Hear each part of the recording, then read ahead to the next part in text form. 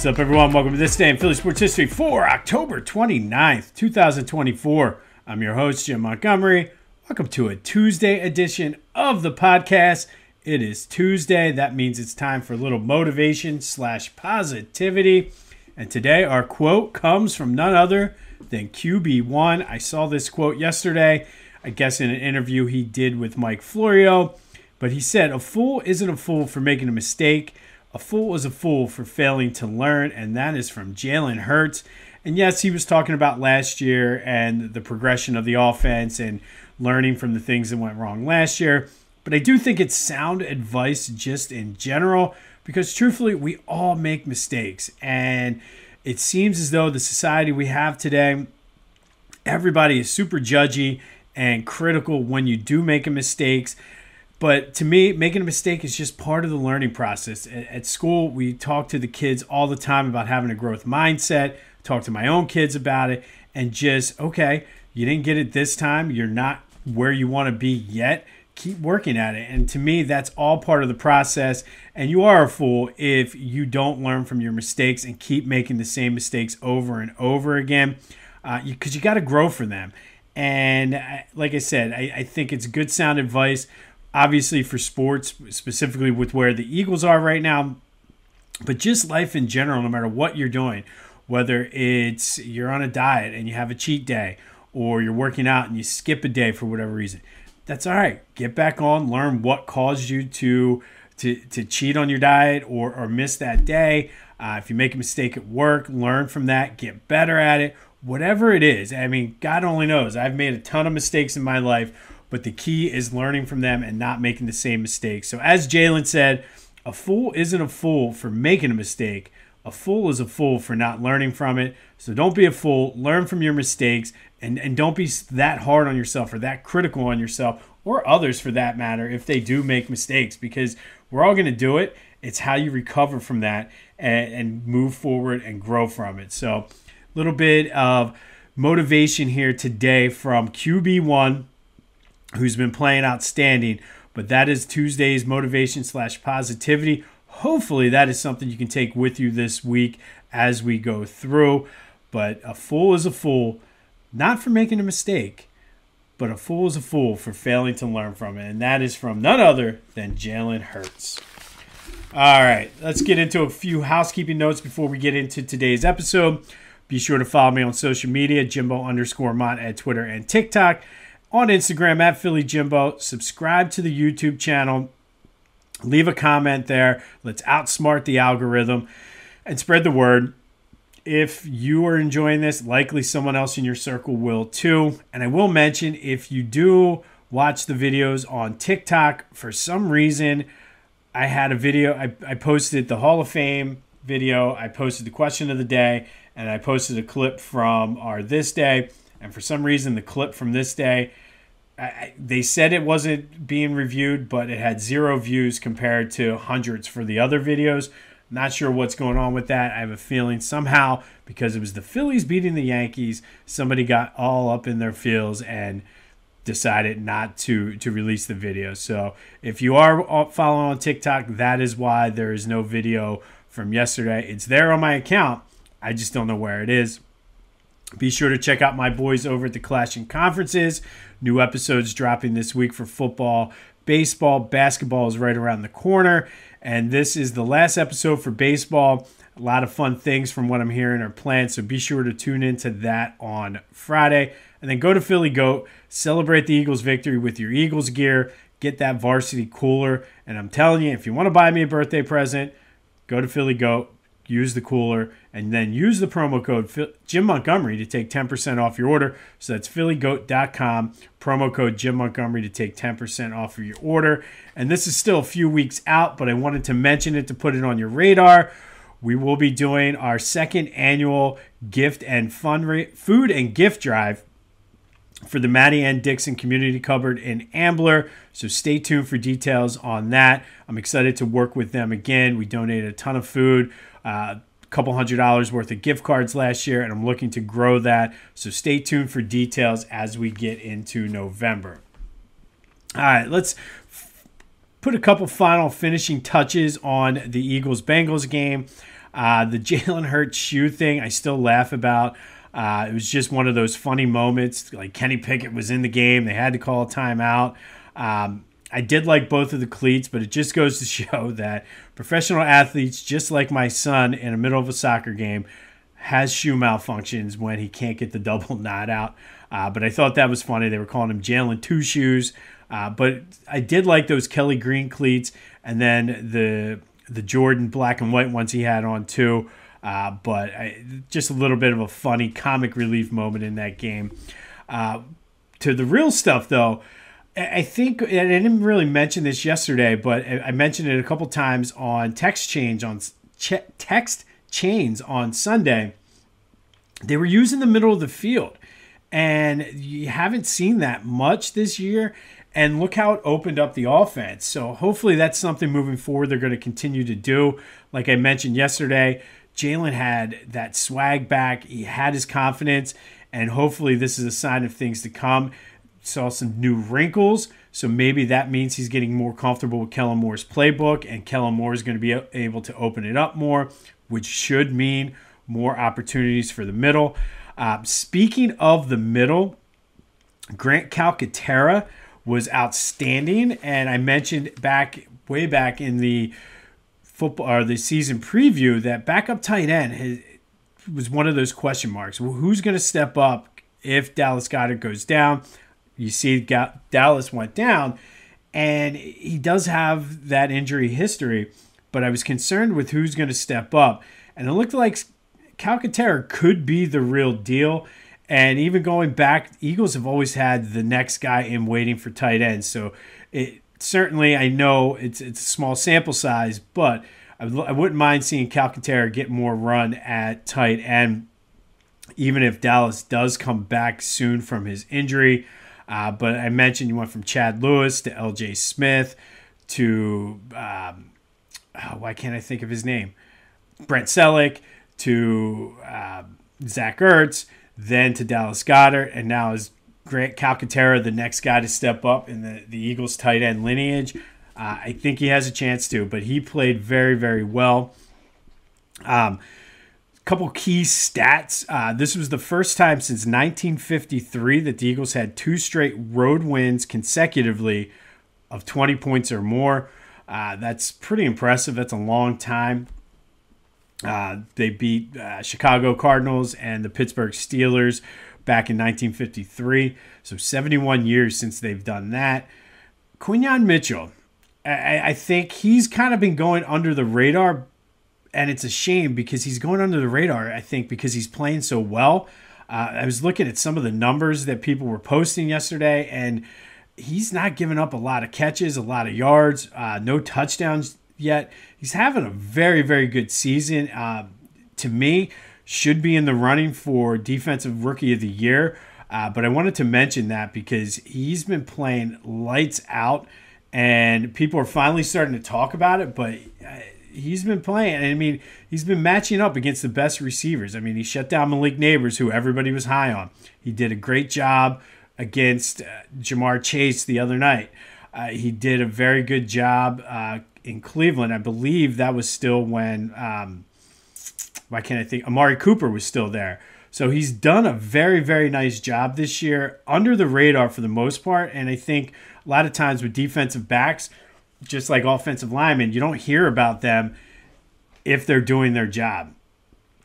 So shout out to Quinyon for that.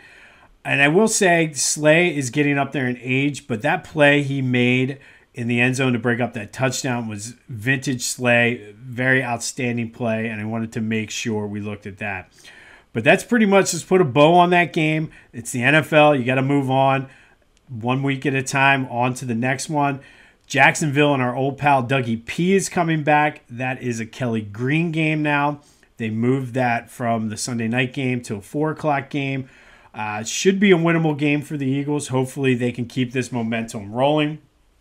And then looking even further ahead, the schedule is somewhat favorable now for the Eagles. I know it's not, this first 7 games was not the gauntlet that we had last year, but they got 6 of their next 10 at home, and 5 of them are in the division. They got Carolina and Jacksonville on the schedule. So things are kind of looking up.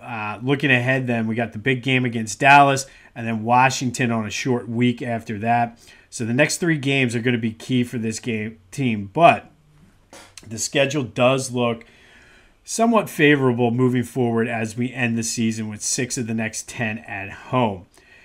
That leads to the question of the day. 3 straight wins. They have certainly looked better in all 3 games. All of a sudden now everybody's saying, well, Cincinnati's not that good. But before the game, everybody was like, this is a big game for the Eagles to test against a good team. So make of that what you will. But are you ready to say the Eagles have turned the corner?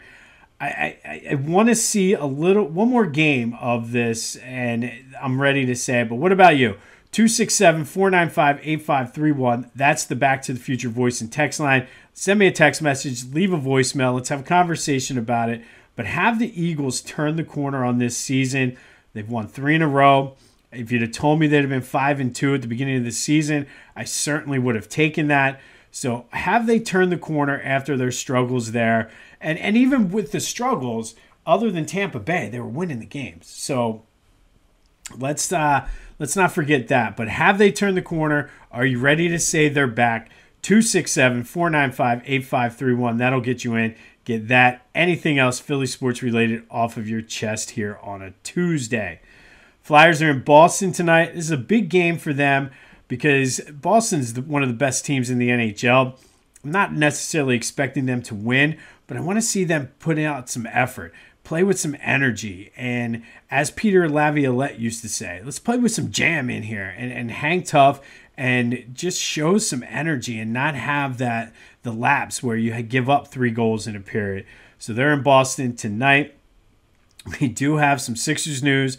Should find out today the status of Paul George and Joel Embiid for tomorrow night's game in Detroit against our old pal Tobias, who the people in Detroit are already growing restless 3 games into the season with Tobias.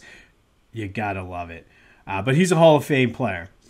But the news is Joel was assessed a technical foul yesterday for waving a towel when Andrew Nembhard was shooting free throws late in the fourth quarter.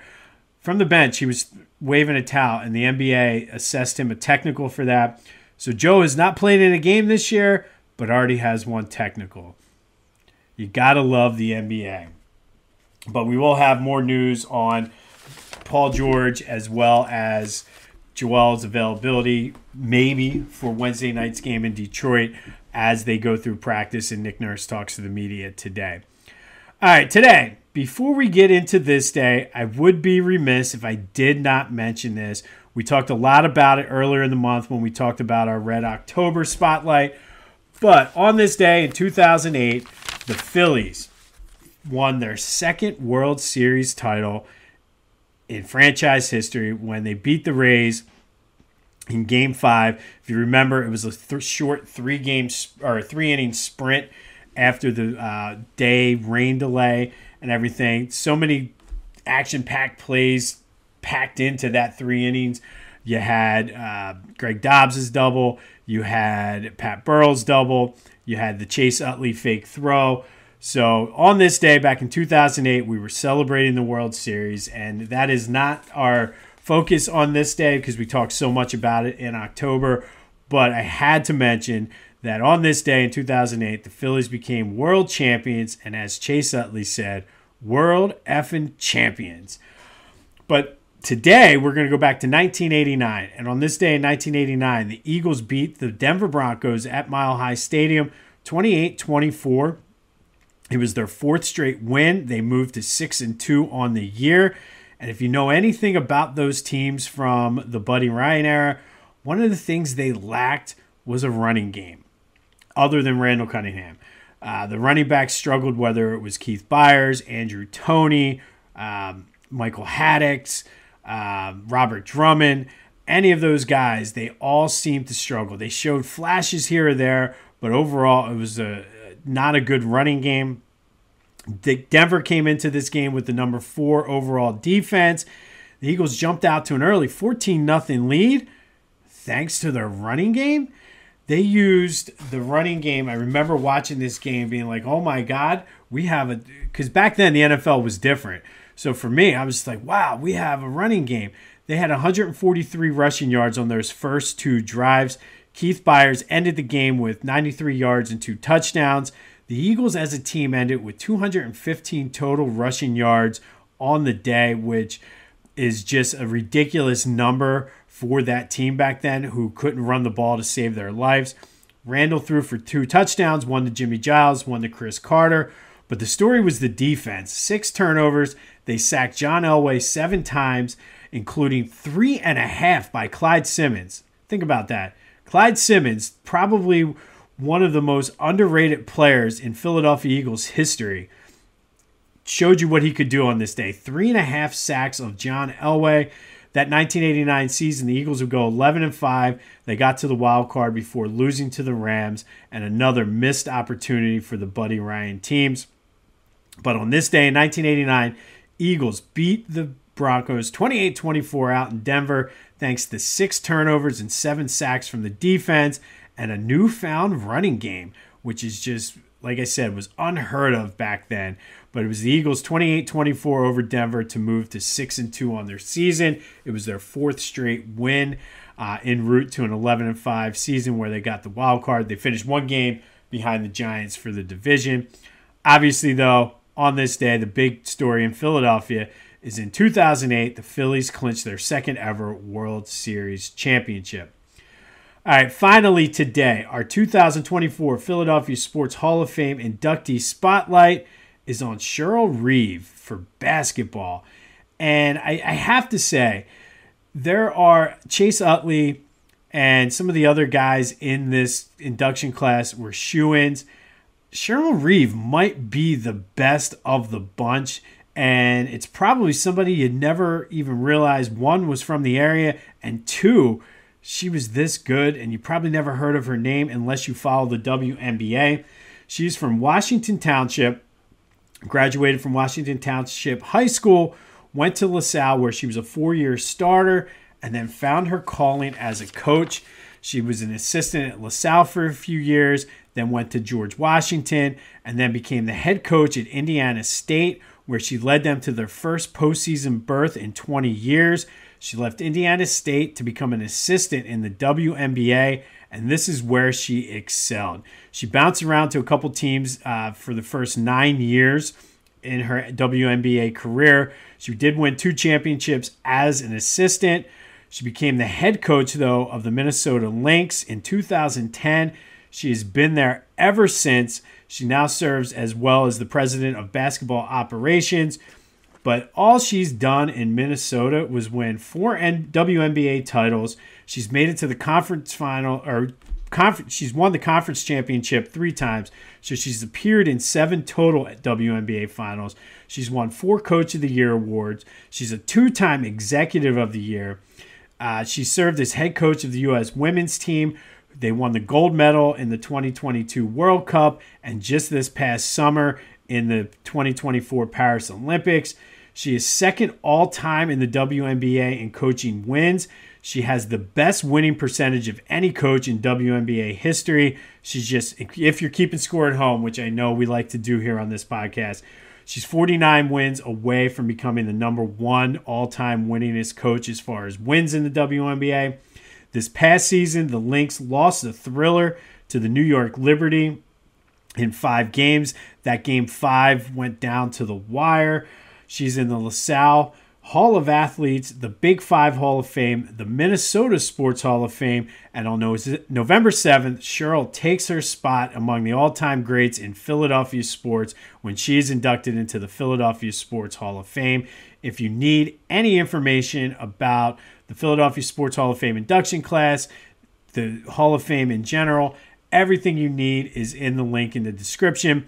But today's 2024 Philadelphia Sports Hall of Fame inductee spotlight is on Cheryl Reeve, one of the all-time greats in the WNBA as far as coaching, Washington Township's own, and soon to be the Philadelphia Sports Hall of Fame's own. She's just one of the greatest to ever do it. And like I said, we talk a lot about some of the big names in this induction class, but Cheryl Reeve certainly should be up there in the conversation as one of the top names in this class. So shout out to you, Cheryl, on your induction November 7th into the Philadelphia Sports Hall of Fame. On this day in 1989, Eagles beat the Broncos 28-24. Defense forced 6 turnovers, sacked John Elway 7 times, and they found a running game, 143 yards on the first 2 drives, building a 14-0 lead that Denver was never able to come back from. Also on this day, in 2008, Phillies finally broke through and won the World Series, defeating the Tampa Bay Rays 4-1. We had to wait a little bit. I remember specifically waiting all day on the 30th after I got done work, trying to find the hat. I must have gone to 2 or 3 different Dick's. Modell's was still open at the time. I went to a couple different Modell's before I finally came back as the truck was being unloaded at the Dick's in Plymouth Meeting. And when I say they literally just pulled out a pallet of stuff and people were just grabbing, I grabbed whatever I could. But it was just one of the greatest experiences of my life, going around trying to find World Championship gear. And then, of course, tomorrow would be the parade on Halloween. It was a beautiful day, much like it's supposed to be tomorrow. So much fun. But we won the World Series on this day in 2008. We'll have more on the Eagles as they gear up for the Jacksonville Jaguars tomorrow. Hopefully we get some positive Paul George and Joel Embiid news. Looking for the Flyers to at least show some energy tonight up in Boston. As you go through your weeks, just remember, a fool isn't a fool for making a mistake. A fool is a fool for not learning from it.